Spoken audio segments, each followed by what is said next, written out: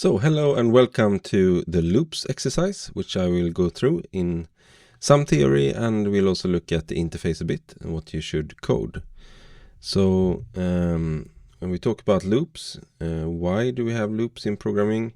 Well, it's very tedious to do things over and over again and write a lot of manual code to do things for, let's say, all the numbers from 0 to 5.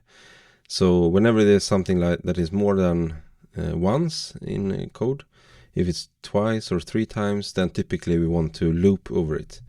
And we do that with some kind of condition typically, so that the loop eventually breaks.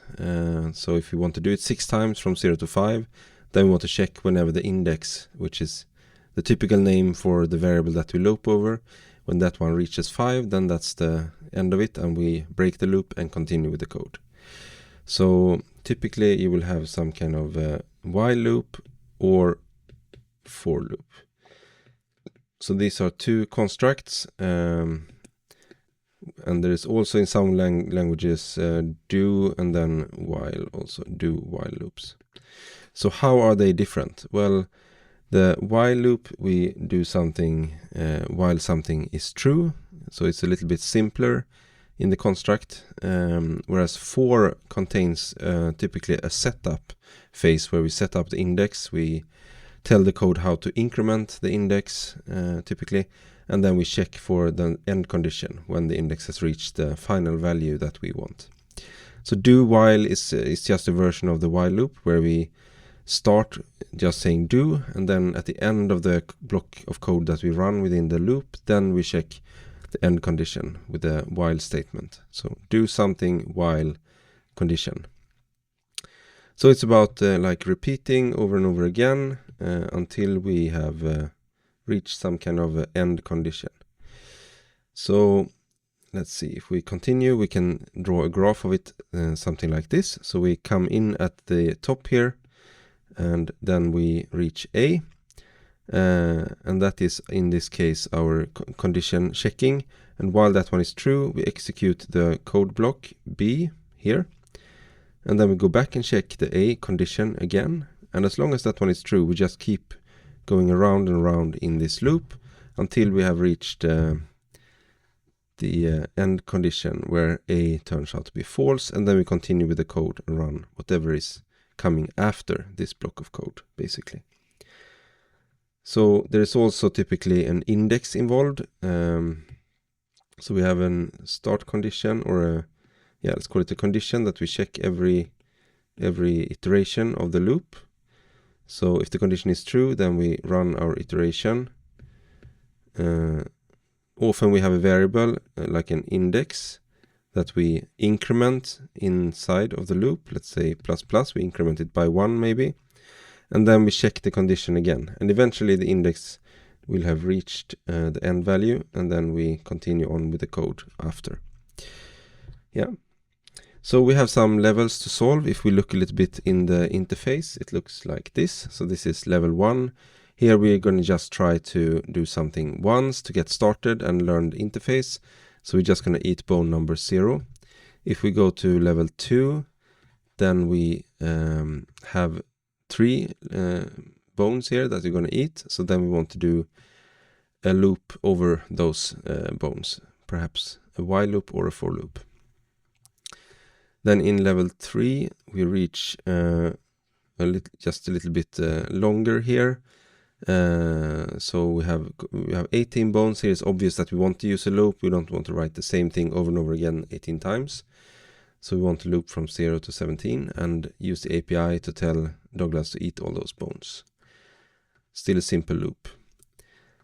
So in level 4, then we introduce more of a conditional. So we have an API check here within the loop. There is some 23 possible bones, but we're only going to eat the brown ones, and we have an API to tell us which ones those are.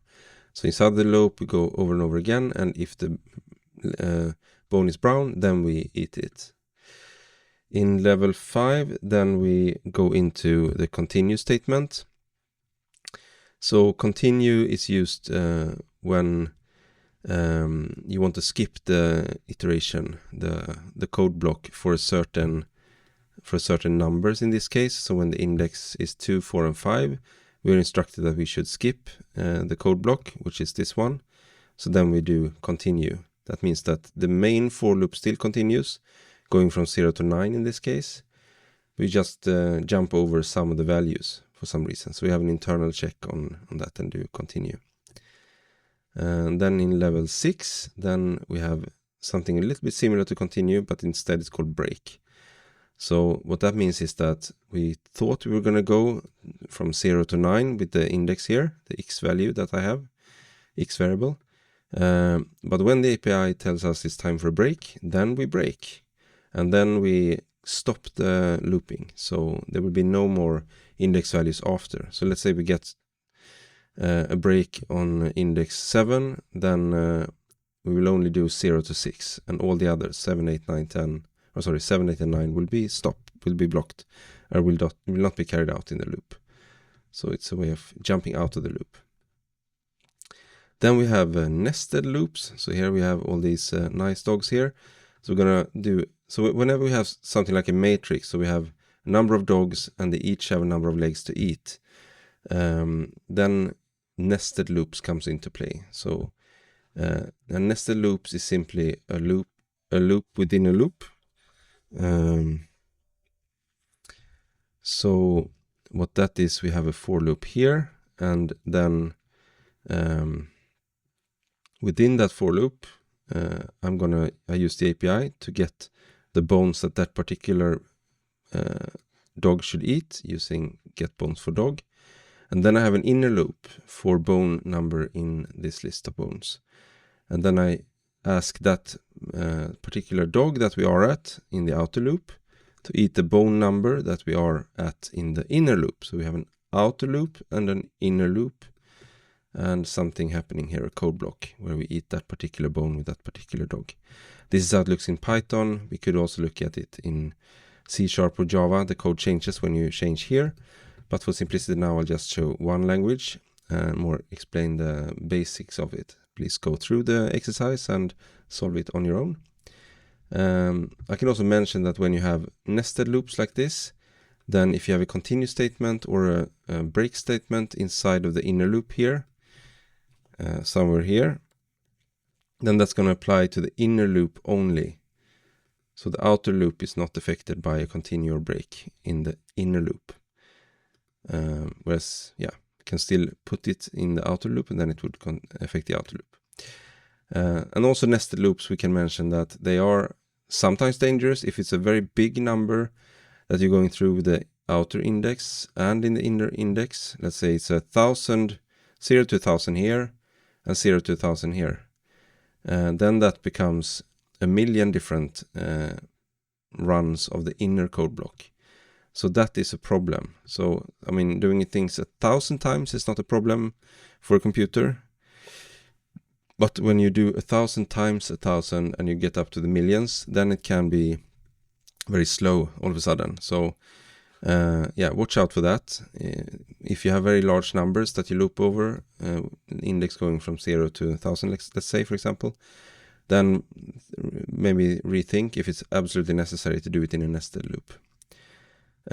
Yeah, that's all I wanted to say. So there's also help here in the description and the flow that you get in the course. So read that carefully, and good luck in solving the loops exercise.